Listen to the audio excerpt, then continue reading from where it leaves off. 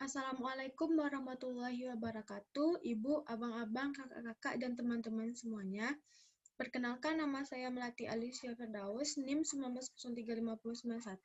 Saya merupakan pemateri keempat dari kelompok 6.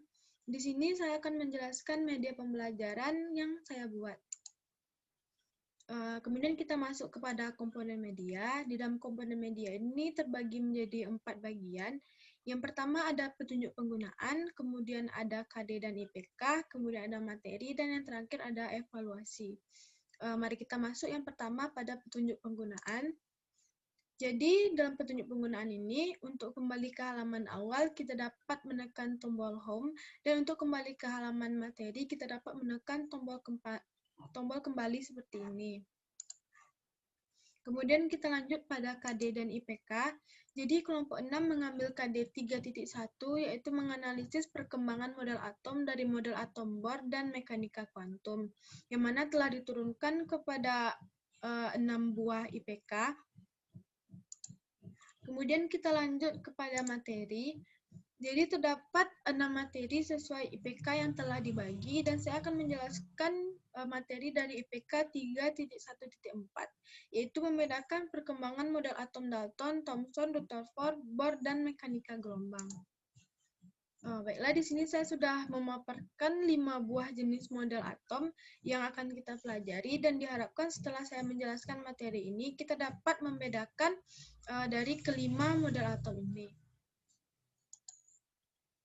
Baiklah, kita lanjut kepada materinya. Yang pertama, kita akan membahas tentang atom Dalton. Jadi, kira-kira 400 tahun sebelum Masehi, Demoskritos menyatakan bahwa materi terdiri atas partikel kecil yang disebut atom. Tetapi teori ini tidak berkembang karena hanya merupakan hasil pemikirannya dan tidak didukung oleh percobaan. Kemudian pada abad ke-18, John Dalton melakukan sebuah percobaan dan mendapatkan rumusan yang disebut teori atom Dalton, yang mana materi terdiri atas partikel kecil yang disebut atom, dan atom ini tidak dapat dibagi lagi dan tidak dapat dicipta maupun dimusnahkan. Jadi di sini dapat kita lihat ini merupakan model atom Dalton yang berbentuk seperti bola pejal. Kemudian kita lanjut kepada model atom Thomson, yang mana Thomson merumuskan teorinya yaitu atom merupakan sebuah bola kecil yang bermuatan positif dan di permukaannya tersebar elektron yang bermuatan negatif. Jadi di sini dapat kita lihat ini merupakan atom Thomson, yang mana model ini disebut model roti kismis karena mirip seperti roti yang ditaburi kismis di permukaannya. Jadi roti itu merupakan gambaran dari atom yang bermuatan positif ini, dan kismis itu adalah elektron-elektron yang bermuatan negatif yang tersebar di sini. Kemudian kita lanjut kepada atom Rutherford. Jadi Ernest Rutherford melakukan percobaan yaitu melewatkan sinar alfa yang bermuatan positif pada sebuah platina, yang mana platina ini dikelilingi oleh plat Sang sulfida. Jadi saat sinar alfa yang bermuatan positif ini menembus dari platina, ya ini artinya atom tersebut memiliki banyak ruang hampa. Dan apabila sinar alfa yang bermuatan positif tersebut membelok ketika ditembakkan kepada platina, itu artinya sinar tersebut mendekati inti. Dan apabila sinar tersebut memantul saat terkena platina, itu artinya sinar tersebut tepat mengenai inti. Dan berdasarkan percobaan tersebut dapat diambil kesimpulan yaitu atom terdiri dari inti yang bermuatan positif yang merupakan terpusatnya massa, yang mana di sekitar inti terdapat elektron yang bergerak mengelilinginya dalam ruang hampa. Jadi di sini dapat kita lihat ini adalah model dari atom Rutherford, yang mana di sini dapat inti yang bermuatan positif dan di sekelilingnya ada elektron yang mengelilinginya dalam ruang hampa. Kemudian kita lanjut kepada atom Bohr. Jadi Bohr menyatakan bahwa elektron di dalam atom mempunyai tingkat energi yang tertentu, yang mana tingkat energi ini terdapat 7 tingkatan energi, dan bisa juga disebut terdapat 7 kulit, yaitu kulit K, L, M, N, O, P, dan Q.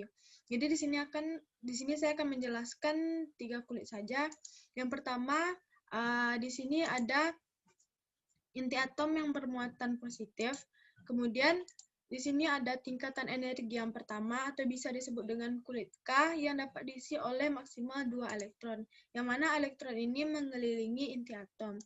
Kemudian di sini terdapat tingkatan energi yang kedua atau bisa disebut dengan kulit L yang bisa diisi oleh maksimal 8 elektron, yang mana elektron ini juga mengelilingi inti atom. Kemudian di sini ada tingkat energi yang ketiga atau bisa disebut dengan kulit M, yang mana bisa diisi oleh maksimal 18 elektron, yang mana elektron ini juga mengelilingi inti atom. Jadi kesimpulan yang dapat diambil yaitu elektron tersebut bergerak mengelilingi inti dalam lintasan tertentu, kemudian atom terdiri atas inti yang bermuatan positif, dan elektron dalam atom mempunyai tingkatan energi tertentu atau telah terkwitansi. Kemudian kita masuk kepada yang terakhir yaitu mekanika gelombang. Jadi menurut teori Broglie, gerakan elektron dalam atom bukan terjadi di dalam lintasan tertentu, melainkan dalam bentuk gelombang. Jadi di sini dapat kita lihat ini merupakan bentuk dari atom mekanika gelombang. Di sini terdapat inti atom yang bermuatan positif, dan di sini gelombang-gelombang ini merupakan daerah kebolehjadian menemukan elektron. Jadi menurut mekanika gelombang, elektron tersebut tidak berada dalam lintasan-lintasan tertentu seperti dalam teori Bohr tadi.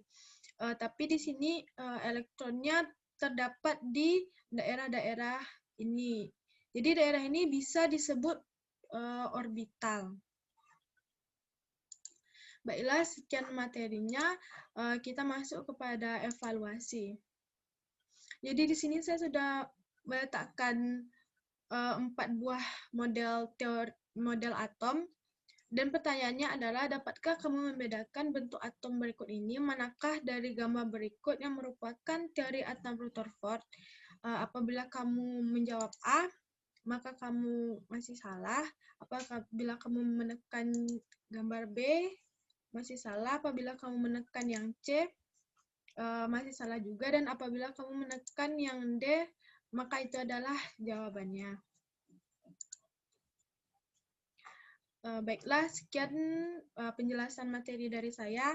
Apabila ada kesalahan dan kejanggalan, saya mohon maaf. Assalamualaikum warahmatullahi wabarakatuh.